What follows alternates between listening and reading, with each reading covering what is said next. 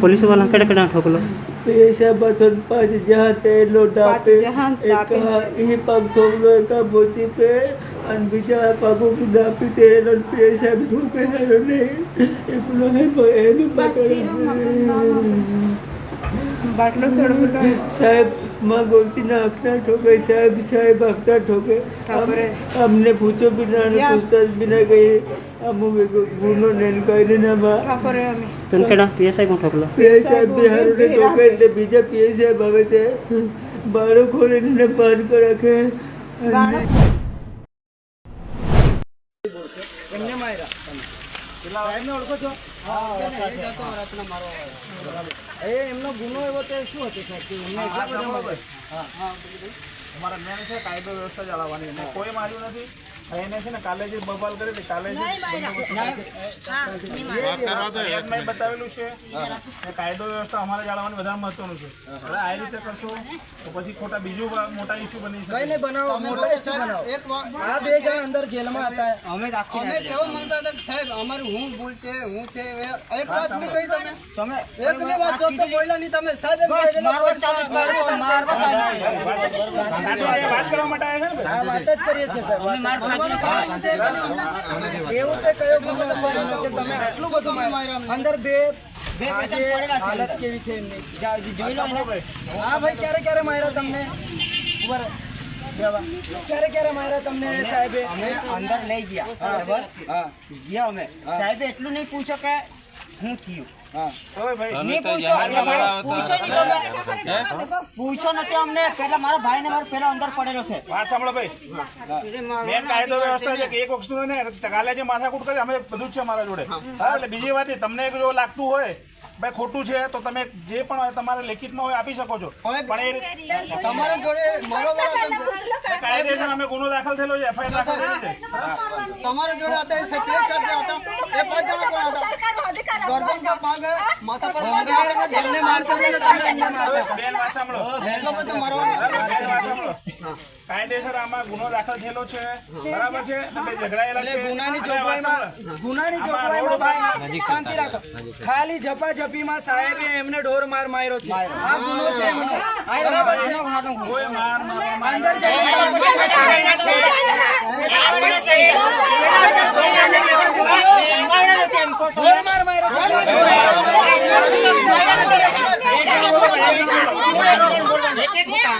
અને આ લોકોને તો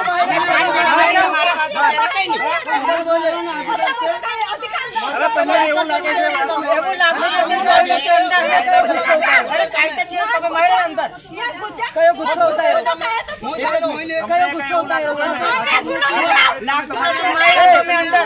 અહીંયા ઊંઘી જા બતાવું છું. આ એકના માથા પર પગ મૂક્યો અને પછી માર માર્યો છે. 3 હંગાળ પકડતા હતા. મારવાને છે ઝઘડાયા છે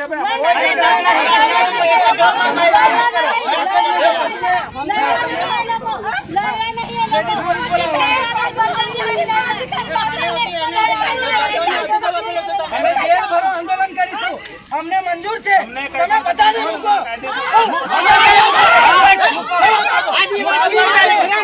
આવી રીતે અંગ્રેજોએ બી અત્યાચાર નહીં કર્યો. તમે કરો છો. અમે આદિવાસી છે એટલે તમે અત્યાચાર કર્યો. આદિવાસી છે એટલે અત્યાચાર કર્યો.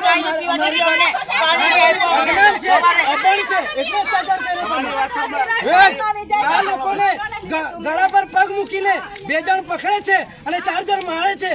ખાલી આ ઝપાઝપીમાં આટલો મોટો બનાવ. આટલો મોટો બનાવ. એક જ મિનિટ. काय ना ठोकियो काय ना ठोकियो अभी ओदा ओ साहब के અમે એ પોલે નહીં માર્યો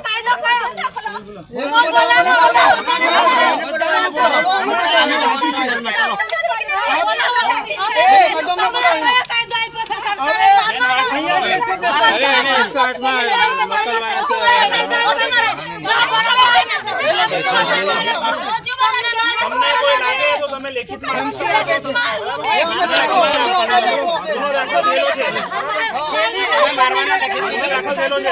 પેલી પીએસઓ મેડમ ધમકી આપે છે, મારો ભોસડી ના આવે, મારો ભોસડી ના આવે. પેલા બે જે હોમગાર્ડ હતા ને એવું કહેતા હતા ખબર, હમણાં સાહેબ આવે પીને અને પાછળ તો અમને મારે. પેલા બે હોમગાર્ડ હતા અરે અમે બધા અમે એક જ મિનિટ. અમે કીધું એમના સ્ટાફનો હોમગાર્ડ એવું કહેતો હતો કે તમે શાંતિ રાખો, સાહેબ હજુ પીને આવશે ને હજુ મારશે. તમારા સ્ટાફનો હોમગાર્ડ જે નાઇટમાં હતો તે એવું નહીં. અરે પણ અમે એવું નથી કીધું. સાહેબ હા. 3 દિવસ પહેલા સાગબારા તાલુકાના આદિવાસી યુવાનોને ત્યાંના પીએસઆઈ અને એમનો સ્ટાફ કોઈ નજીવી બાબતે કોઈ પણ ફરિયાદ વગર ઉચકી જાય છે અને પોલીસ સ્ટેશને એમને રૂમમાં ગોંધીને ઢોરમાર મારવામાં આવ્યો છે. એમને તાત્કાલિક સારવાર માટે સાગબારા તાલુકા સિવિલ ખાતે દાખલ કરવામાં આવ્યા અને ત્યારબાદ એમને વધુ સારવાર માટે જનરલ હોસ્પિટલ રાજપીપળા ખાતે સારવાર ખસેડવામાં આવ્યા અને આજે તે લોકો સારવાર હેઠળ છે. એ લોકોએ તારીખ 6 ના રોજ પોલીસ અધિક્ષક અને કલેક્ટરશ્રીને લેખિત ફરિયાદ આપી છે કે અમારી સાથે આ ઘટના ઘટી છે જેની તપાસ થવી જોઈએ, છતાંય આજ દિન સુધી કોઈ તપાસ થઈ નથી કે કોઈ કાર્યવાહી થઈ નથી. ત્યારે આજે અમે પોલીસ અધિક્ષક શ્રી અને કલેક્ટર શ્રી, એમના રેન્જ આઈજી અને ડીઆઈજી એમને લેખિતમાં જાણ કરી છે કે આમાં કડકમાં કડક આમાં તપાસ થવી જોઈએ અને જે પણ લોકો જવાબદાર છે એમાં કડકમાં કડક કાયદેસરની કાર્યવાહી થવી જોઈએ. આ વિસ્તારમાં આદિવાસી વિરોધી માનસિકતા ધરાવતા પોલીસ અધિકારીઓ દ્વારા અવારનવાર આવા બનાવો બને છે. જે લોકો આ વિસ્તારમાં વિશ્વાસ ગુમાવી બેઠા છે, લોકો પોલીસ પર વિશ્વાસ નથી કરતી. આજે સુરક્ષા સલામતી માટે પોલીસ મૂકવામાં આવી છે, એ જ લોકો ભય પેદા કરી રહ્યા છે, એ જ લોકો ભક્ષક બની રહ્યા છે. ત્યારે અમે ક્યારે આ ચલાવવાના નથી. આમાં અમારો સમાજ ખૂબ ધ્યાનપૂર્વક જોઈ રહેલો છે, ખૂબ આક્રોશમાં છે. અમે શાંતિપ્રિય લોકો છે, સંવિધાનમાં માનનારા લોકો છે.